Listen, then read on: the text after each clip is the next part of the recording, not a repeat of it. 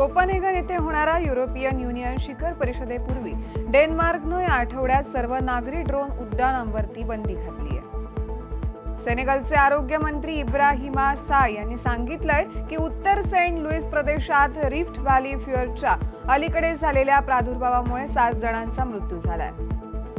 पाकिस्तानी सुरक्षा दलांनी आणखी 3 बलूच व्यक्तींना जबरदस्तीनं बेपत्ता केलंय।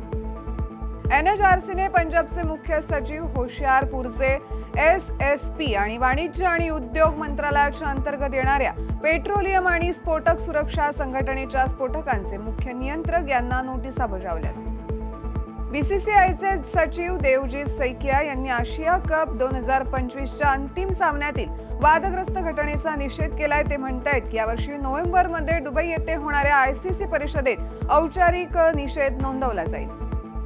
केंद्रीय मंत्री किरेन रिजिजू यांनी अरुणाचल प्रदेशातील झिरो व्हॅलीमध्ये दुकानदारांशी संवाद साधत नेक्स्ट जनरेशन जीएसटी सर्वांना कसा दिलासा आणि बचत देतं यावर चर्चा केली आहे। श्रीलंका येथे पहिल्यांदाच एआय एक्स्पो परिषद झाली आहे, जी बेट राष्ट्रांच्या डिजिटल परिवर्तनातील एक मैलाचा दगड ठरली आहे। उद्घाटन प्रसंगी पंतप्रधान हरिनी अमरसूरिया म्हणाल्यात की संशयवादाला प्रतिकार म्हणून पाहिले जाऊ नये, तर तंत्रज्ञान टिकून राहावे यासाठी एक संरक्षण म्हणून पाहिले पाहिजे।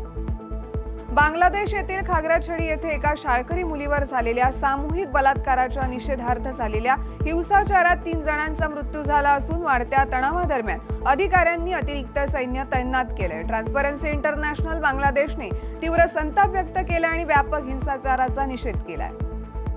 हिंसाचारग्रस्त लेहमध्ये आज सलग 5व्या दिवशीही संचारबंदी लागू राहिली आहे, कारण अधिकारी शांतता पुनर्संचयित करण्यासाठी आणि कायदा आणि सुव्यवस्था राखण्यासाठी काम करतायत।